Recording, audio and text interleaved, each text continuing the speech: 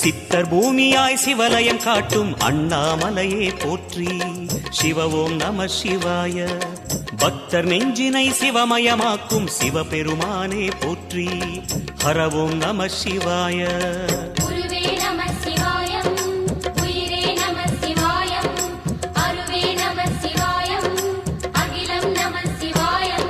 நம சிவாய நம சிவாய ஓம் நம சிவாய. நம சிவாய நம சிவாய ஓம் நம சிவாய.